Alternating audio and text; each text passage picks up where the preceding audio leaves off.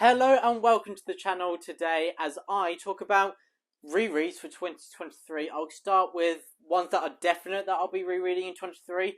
One is most 100% definite because I've already read it in 2023, so I'm cheating a little bit, but then I'll do the definites and then I'll do the maybes. And so yeah, hopefully you enjoy this video. Do let me know if you've read any of these books. What will you be rereading in 2023? I love a good reread because for the majority of them, you know that you're going to love them, and the others you feel like it's time to try again. And so yeah, I'm really looking forward to talking about these. A lot of them are kind of favourite books of mine of all time that I'm looking forward to returning to. And so without any further ado, let's get on into it.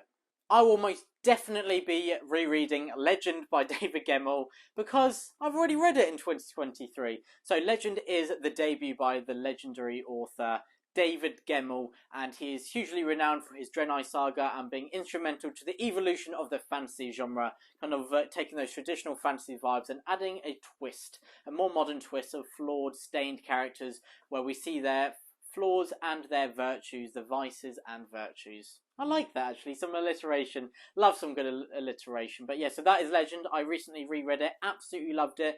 I think my review will be up on the channel. Maybe. I did a review of Legend, which hopefully is up on the channel, and if it isn't, I have recorded it and it will be up very soon. And so yes, there I'll be talking more in depth about my thoughts on Legend. But overall, I loved it. I highly recommend it. It's a brilliant book with kind of those traditional fantasy ideas. It's a huge siege with an undermanned castle called Dros Delnok, and there's a small force that has to withstand hordes and waves of the enemy attacking. But then on top of that simple premise, there is a complex story with brilliant characters and so many memorable moments that are thought-provoking and moving and engaging and immersive and everything you want in a story. Next up, I will definitely be rereading Papa Gwynne's The Faithful and the Fallen, which I have here. So yes, of course, Malice, then Valor, then book 3, which is Ruin. Right there. These are big books, I've told one at a time. And then finally, Wrath. And so this is The Faithful and the Fallen by Papa Gwynne, the 4-installment epic fantasy series, which I absolutely love. And I'm not biased at all. Most definitely not. I may be his son, but I absolutely love these books. And that is honest opinion of mine. And it will never, ever change. Sorry, I think I just crushed the mic a bit then. Sorry if it made a nasty sound. But yeah, that is The Faithful and the Fallen. Ooh. So it's been, I think I read Malice like 3 times a year for like 5 years running. But I stopped that. I think 2022 was the first year I've not read any of The Faithful and the Fallen. And so that's a crime. But I will be returning to the land of the Banished Lands and rereading The Faithful and the Fallen in 2023. I've missed these characters. I've missed Corban and Macwin and Graf and Gar and Brina and all the others, all these brilliant characters. If you have read The Faithful and the Fallen, please do let me know who is your favourite character in these books. I think mine has to be Macwin. I absolutely love that man. The Old Wolf. What a name. What a name. Absolutely awesome. And these are the Broken Binding special editions, which are absolutely awesome. I think I prized these too much to actually read from them, so I think I'll use the paperbacks and make sure these stay in pristine, well looked after condition. And then the next definite reread for 2023 is The Realm of the Eldlings, which I have here. So there are 16 books in this series. I'm not sure if I'll be able to get through them all, but I definitely intend to get through a huge chunk of them. So I committed sacrilege. I only read these three, and these 3. I skipped the 2 series that don't have the main cast of characters, which are in the other 3. So I did skip Live Ship Traders, which many people say are the best books until you get to those final 3. And that is huge praise because these first 2 trilogies are amongst my favourite books and trilogies of all time. So if a book can rival that and perhaps surpass it, of course I'm going to read it, especially when it's by Robin Hobb. And I did commit sacrilege skipping them last time, but I am rectifying the mistakes of past will. And so yes, I will be rereading The Realm of the Eldlings in 2023. I really cannot wait to read these. I've been wanting to read these even more lately because of Mike Book Reviews talking so much about Robin Hobb's books and then doing quite a few chats with other booktubers. And Philip Chase has been reading The Realm of the Eldlings as well. He's currently reading the Tawny Man trilogy and absolutely loving it. And when I just hear praise for Robin Hobb's books, it fills me with warmth because I absolutely love these books. And there's not much better than hearing other people just rave and talk about and praise and just talk about everything they love about the books that you love. It can't get much better than that. And then you can talk about them, chat about them, and just praise them together.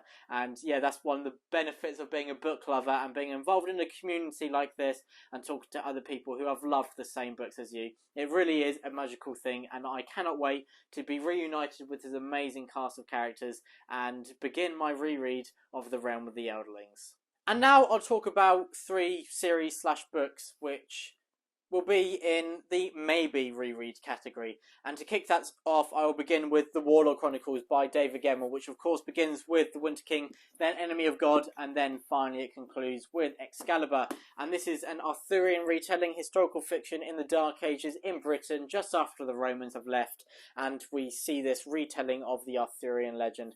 And there are many bits that we know and love that are in here, but Bernard Cornwell subverts our expectations at many a time, particularly with the presentation, the presentation of a certain character called Lancelot. Not sure if you've heard of him. He's done brilliantly in here, and this book provokes absolute love from me because some of these characters I just absolutely adore and I love them and I want to keep them safe and make sure that they just live happy lives, which is very unlikely in an Arthurian legend, I admit, but you still have an element of hope, don't you?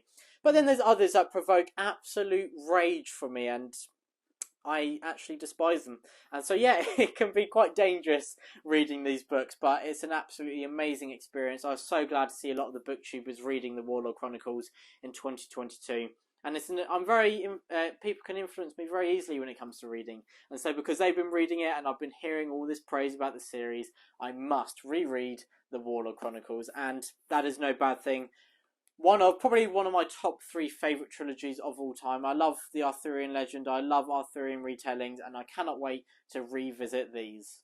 Next up, I have another old favourite, and that is Neverwhere by Neil Gaiman. This is the Folio Society Special Edition, and I absolutely love Neverwhere. It is my favourite book by Neil Gaiman.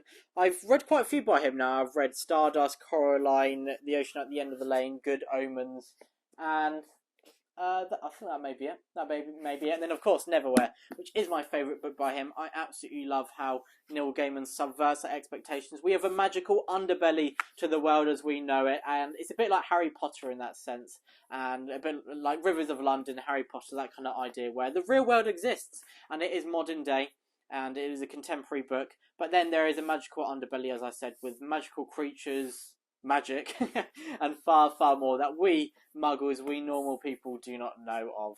And Neverwhere is an absolutely brilliant take on that premise, and I love the really dry, witty humour that Neil Gaiman has in here. 2 of the best villains of all time, Mr. Croup and Mr. Vandermeer, are extraordinary and so memorable. I'll probably talk about them. They're probably 2 of the characters I reference and talk about the most, even though I've read this book probably a good 5-6 years ago now. So that is just shows how memorable Neverwhere is, and I'm really looking forward to the reread. And yeah, there's always an element of nerves going back to an old favourite, but I have high hopes and high expectations, and I feel pretty certain I will love this on a reread as well. And then to finish up, I will hopefully, maybe, be rereading The Silence of the Gales and the Women of Troy by Pat Barker in 2023, because I believe she has the 3rd instalment of her series coming out either late 2023 or early 2024. I think it's called The Voyage of the Women, and these first 2 books are absolutely brilliant. They're both of my favourite books and reads of all time. So, of course, I need to reread them, refresh my mind before I get to that 3rd book. And this is a Greek retelling, and I would say, I know this is bold words, but I say these are the best Greek retellings. Pat Barker is an extraordinary writer, and it is raw, honest, brutal prose that really enhances the story that is shown. We see The Silence of the Gales. This is the early stages of the Trojan War from the perspective of Briseis, who is a Trojan noble, and she is taken prisoner of none other than Achilles. And so she is a spectator with little to no agency, but she witnesses the events unfolding between very powerful political figures such as Achilles, Patroclus, Agamemnon, Odysseus. She is a spectator. She sees these events unfold, and she can do nothing about it. And this is such a tense read with really tragic events unfolding, but it is an incredible story to follow. And it is hard to show the story of Troy, which has been told so many times, from a fresh lens, but Pat Barker just does it with ease, and she does so brilliantly in the sequel, The Women of Troy, as well. So if you're looking for a good Greek retelling, I highly recommend these. They're not talked about enough. It's a crime, really, because there are those such as Natalie Haynes, Madeline Miller, who are brilliant authors, and I really think they've done great jobs with their works. But I think this just goes above and beyond, and personally, it is my favourite 1 and 2 Greek retellings of all time. So there we go, those are the books that I intend to, and hopefully, and with some of them definitely, will be rereading in 2023. So all of these are books that I have previously loved, and so of course I'm really looking forward to reading them again. And Legend, I've already read and loved it, so that's a great start to the rereads of 2023. And so hopefully you really enjoyed this video. Hopefully I piqued your interest in a few of the books that I mentioned, and please do let me know, as I said earlier, if you've read any of these, if you're going to read any of these, and if I've piqued your interest in any, and any books that may be similar to this, because if I've loved these, I'm probably going to like something that sounds a bit similar. So as always, I absolutely love some book recommendations, and I'm so thankful to everyone who puts those in the comments below. Do subscribe to the channel if you want to follow more videos like this and talk more about books, and guess what? More books. But everyone, thank you so much for watching. Happy reading and stay safe.